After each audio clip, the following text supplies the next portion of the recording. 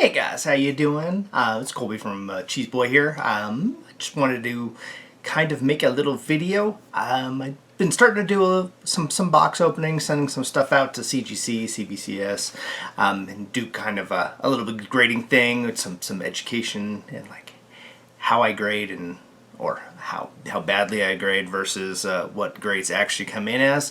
I just thought it'd be fun to make like a little video of maybe like the top 10 comics that are under $100, cheap comics that I would love to have in my collection, have graded, signed, and like signature series kind of stuff. Thought they'd be real cool to just have like in my collection. A lot of these are bizarre, like strange comics that just have like emotional, not emotional, but have like a sentimental value to me. I don't have any of these, so these are like things I'll be looking for in the near future. Like I started collecting when I was way back, like 13 years old.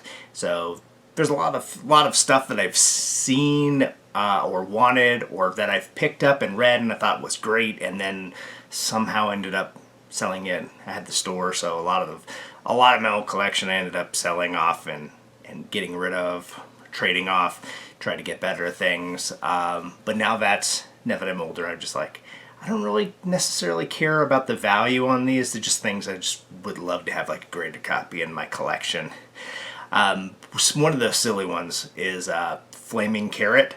It's a thing that's, I haven't seen anything for it in years and years. It was a man who was basically he was a carrot that was on fire. Well, at least the top of him was on fire. And then had like duck feet. I had a run of the comics. I thought it was great. I would love to, pick up the first one, maybe get it signed, get it signature series kind of graded. Just one of those things that I just remember seeing at a convention. Not even necessarily something I saw at like stores, but something I saw at like conventions. I would love to like just pick it up and have like that in my collection. One of the other things that I really like was like a single comic that I really liked the cover. Sam Keith did the cover, and then the story was done by Peter David, and he did a big run on Incredible Hulk, like 12 or 14 years, something like that. He was just one of my favorite Incredible Hulk writers. So Incredible Hulk number 377. It's just the coolest cover, great story. It's one of those things that I missed it when it was in the store, and I remember having to search for it back before there was the internet, and you couldn't just jump on and buy something. You actually had to go hunt for it, and that was one of my big hunt books, and took me like a year or so before I finally found a store that had it in stock, and then I picked it up. But that's certainly, I don't have it anymore, but I would love to have a copy of that. One of my other favorite writers is Mark Millar, and he's done a ton of stuff. Civil War, he did Wanted, Kick-Ass, stuff like that. But he did Red Sun, and I always thought that was one of my favorite Superman stories. So I always thought that was just such a cool alternate world kind of telling of a story. So I'd love to have number one of that, graded, signed and graded. That would be just super cool. McFarlane did some Spider-Man covers, and then there was a Hulk Spider-Man cover where like Spider-Man is just like uppercutting Hulk, and it is just, I don't know, I always thought that was just one of the most fantastic covers. Of course, McFarlane is one of the greatest artists in the business, and then like he's got like my two favorite dudes in there, Hulk and Spider-Man, fighting, and it just, nobody takes down the Hulk, but then it's just Spidey is. Amazing Spider-Man 328, thought just love to have that. I know McFarlane, he either he doesn't have any problem signing stuff. I like seeing him at lots of conventions. He does free signatures and stuff. Great guy, but I'd love to have it like signed and graded.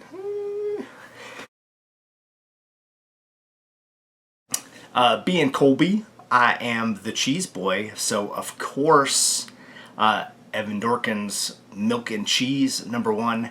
Told you some of the stuff is goofy, but that's a series that I've thought was great. Just dairy products gone bad. They're just like full of hate and spite and just destroying the world. And it's milk and it's cheese and it's deliciously fun.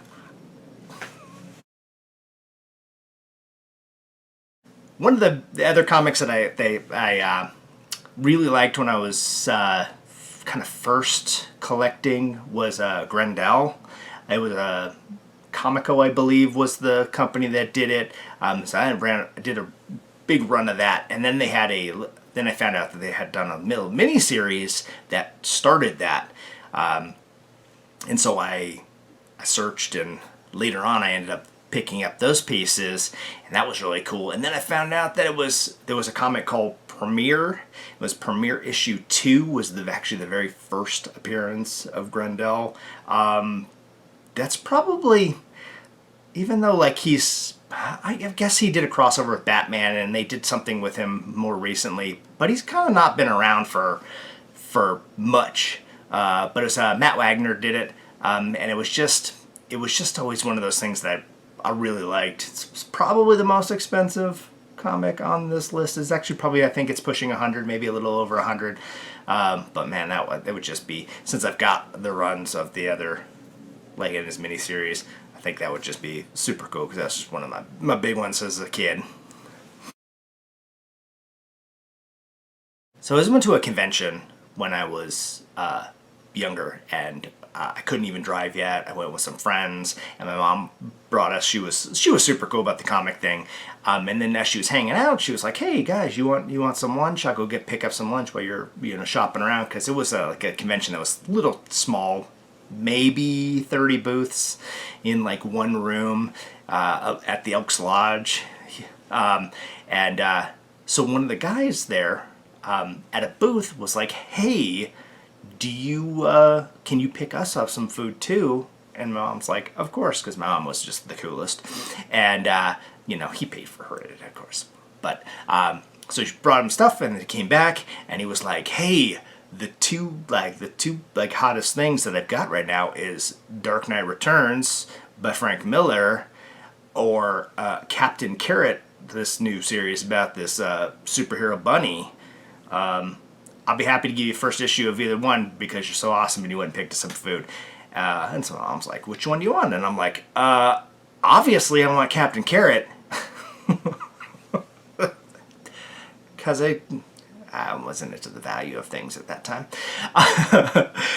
But then later on I found out that in New Teen Titans #16 was the very first appearance. It wasn't like in issue 1, but he had actually appeared in a Teen Titans comic. So I've always wanted that comic, kind of just as a sentimental thing as from that convention. Speaking of Titans, there is a comic called Tiny Titans, and it's almost like a crayon drawn version of the Teen Titans, and it has got the best humor in it. It is very much humor, more like Teen Titans Go. A lot of jokes that comic collectors would get, even though it totally looks like it's drawn for like little kids. And so it was one of the first comics that my daughter really liked, and I remember like picking them up every week and reading. And then we actually, Art Baltazar is the artist and the writer, and we met him at a convention, and he drew my daughter a Starfire because that was her favorite character, and she was super young at that point. But that's another one of those ones I'd love to have the first issue signed, just as a sentimental thing, kind of remembering my kid being little and sharing the love of comics. Or Batgirl number 35. She gets a new costume, and I always thought that new costume was just super cool. Look, it's a little anime-ish. It's different. But I've always really liked that. And then there's a New York Comic Con version of that where it's the same picture of her, but then it's like this cool light blue background. It's kind of like washed out.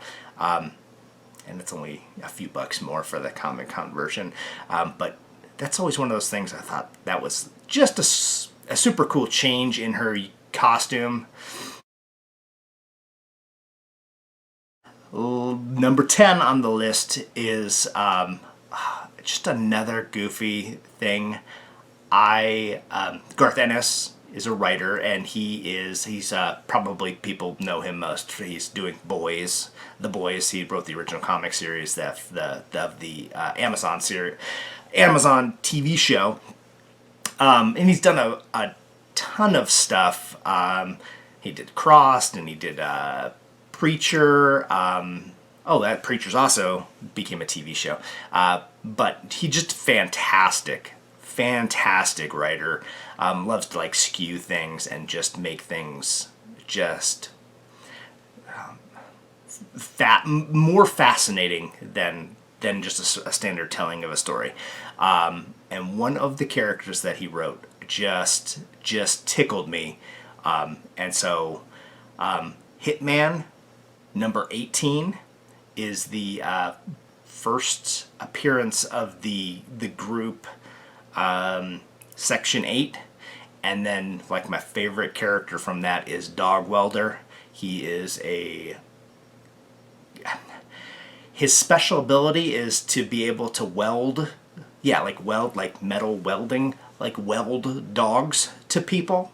Like that's his power. He can weld dogs to people.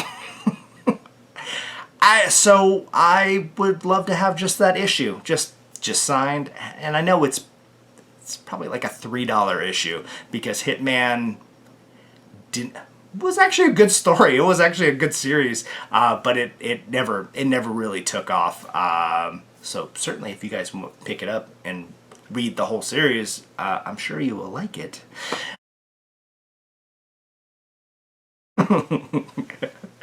So I got a bunch of stuff that I, like I said, silly stuff I want. I mean, everybody wants the first appearance of Carnage and the first Batman and the first Superman, Amazing Spider-Man 300 and Amazing Spider-Man 129, first Punisher, stuff like that. And of course, in like the scheme of big collecting, I want all those things very badly as well. But there's a lot of like little goofy things that I just want for me, not for monetary value, not for anything else than just to like, hey, I met the artist or I met the writer, and I got this issue that I liked signed. Just goofy stuff. We will do more of these how to. We will do more of these list kind of things of like the greatest comics and what are the holy grail comics that everybody needs in their collection, and then probably do something like my favorite covers. Maybe we'll do and that'll probably be a lot of variants because there's a lot of stuff like that. I'm also a huge Harley fan. There's no Harley on this list because I have a lot of Harley, and in fact I've got a bunch of Harley stuff I'm gonna send out to get graded, and then we could do that as a box opening instead of as add it to the I want list. But you guys tell me, what kind of stuff do you like? What is there any odd issues or things like that have sentimental value that you wish you still had or are looking for, or things, super cool things like that where that you've maybe picked up and met the artist and had them sign, and just now it means something to you. It's not something that you're looking to sell, but just something that that you want for your own personal collection. Let us know down below. Of course, like, share, smash the like button. And then subscribe and all that kind of stuff. And have a great afternoon. Thanks. This real life catastrophe, I'd rather live in an RPG, creating who I want and how I want to be. There'd be no rent or power bills, I'd just go out and hone my skills, defeating enemies for gold and XP.